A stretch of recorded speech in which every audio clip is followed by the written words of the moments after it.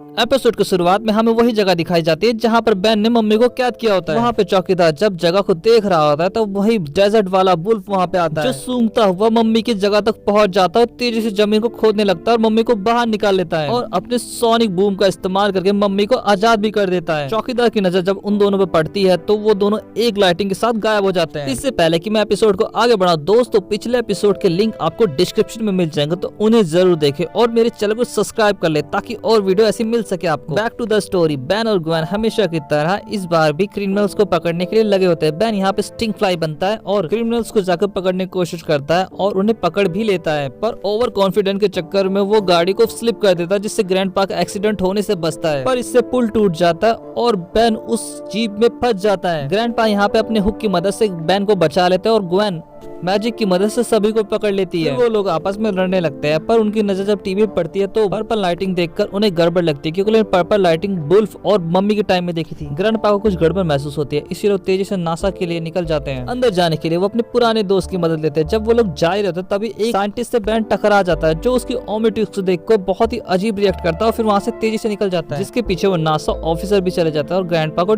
वक्त मिल जाता है छानबीन करने का। हमें उसी ऑफिसर को दिखाया जाता है। जब वो बात करने जाता है तो मम्मी उसे पकड़ लेती है, जिसके साथ वो वुल्फ भी होता है और हमें यहाँ पे पता चलता है कि सब मिले हुए हैं। ग्रैंडपा के छानबीन से बैन बोर हो जाता है और अपने तरीके से छानबीन करने के लिए निकल जाता है, जहाँ पर उसका सामना वुल्फ से होता है। वुल्फ से लड़ने के लिए बैन यहाँ पे मम्मी में ट्रांसफॉर्म हो जाता है, लेकिन मम्मी की ताकत उसे पता ही नहीं होती, इसलिए वो पिटने लगता है। ग्रैंडपा को छानबीन से मिलता है कि डॉक्टर विक्टर उस समय वहाँ खड़े थे जब बिजली गिरी। ग्रैंडपा जब ये बात बैन को बताने जाता तो बैन वहाँ पे नहीं होता, क्योंकि वो बेयर वुल्फ से पिट रहा होता है। कुछ ही देर में बैन मम्मी का इस्तेमाल करना सीख जाता, पर बेयर वुल्फ एक ब्लास्ट करके वहाँ से चला जाता है। जब उसके पीछे जाता है तो एक परछाई उसकी तरफ बढ़ती हुई दिखाई देती है। जब वो हमला करने की कोशिश करता है तो ग्रैंडपा निकलते हैं। बैन कुछ समझा पाता उससे पहले ही पास में पर बिजली गिरती है। वो लोग जब वहाँ पे देखने जाते हैं तो बेयर वुल्फ उन पे पीछे से हमला कर देते हैं। ग्रैंडपा यहाँ पर बेयर वुल्फ का मुंह बांध देते हैं। अभी बेयर वुल्फ से छुटकारा मिला होता तभी वहाँ पे मम्मी उन पे हमला करने लगती है। बैन यहाँ पर कैनन मोड में बदल कर मम्मी को जोर का झटका जोर से देता है और एक एक करके दोनों को डिफीट कर देता है, लेकिन तभी एक लाइटिंग उसे हिट करती है। हमें डॉक्टर विक्टर को दिखाया जाता है, जो कि अपने असली रूप में आता है। अब एक तरफ डॉक्टर विक्टर की टीम होती है, दूसरी तरफ बैन की। यहाँ पर ग्वेन एक जादू करती है और कुछ नहीं होता। जब विक्टर उन पर हमला करता है तो उसका जादू उन लोगों को प्रोटेक्ट करने लगता है। ग्वेन को उसका इस्तेमाल पता नहीं होता, इसलिए वो हार जाती है और पाइप उन पे गिर जाती है। उन्हें मरा हुआ समझकर विक्टर लॉन्च के लिए वापस अपने साथियों के साथ निकल जाता है। बैन और उसकी फैमिली ठीक होती है। यहाँ पर ग्रैंडपा बोलते हैं कि तुम हीरो बनकर उन सबको रोकना और हम उन्हें स्पेस में कोरोडियम रिलीज करने से रोकेंगे, और सभी अपने अपने रास्ते निकल जाते हैं। बैन उनका पीछा करते हुए डॉक्टर विक्टर के अड्डे तक पहुंच जाता है, जहाँ पर वो वेयरवुल्फ को 1 सेकंड में डेजर्ट में पहुंचा देता है, जहाँ पर उसकी मशीन पहले से तैयार होती है। हमें ग्रैंडपा को दिखाया जाता है जब वो स्पेसशिप को यहाँ से नहीं रोक पाते तो स्पेसशिप में चले जाते हैं ताकि उसे मैनुअली रोक सके। फिर हमें बैन को दिखाया जाता है जो विक्टर पे नजर रख रहा होता है। वो एक्सेलरेट बनके उसे सरप्राइज देने की कोशिश करता है, लेकिन उसे ही सरप्राइज मिल जाता है। फिर से एक टेलीपोर्टर खोलता है ताकि बैन को वहाँ से टेलीपोर्ट कर सके, लेकिन बैन यहाँ पर अपनी स्पीड से एक चीज को पकड़ लेता है और उसे ही फेंक देता है, जिससे कि टेलीपोर्टर बंद हो जाता है। पर विक्टर तब तक स्पेसशिप को स्पेस में लॉन्च कर चुका होता है, जिसके बाद विक्टर अपनी हाईटेक टेक्नोलॉजी से मरे हुए गोस्ट फ्रीक को फिर से जिंदा कर देता है और बैन का टाइम आउट हो जाता है। इसके साथ ही ये एपिसोड यहाँ पे खत्म हो जाता है। इसका नेक्स्ट पार्ट आपको जल्दी एक्सप्लेन कर दूंगा। दोस्तों ये एपिसोड आपको कैसा लगा जरूर बताओ, लाइक और सब्सक्राइब करना ना भूले। Thanks for watching, sayonara.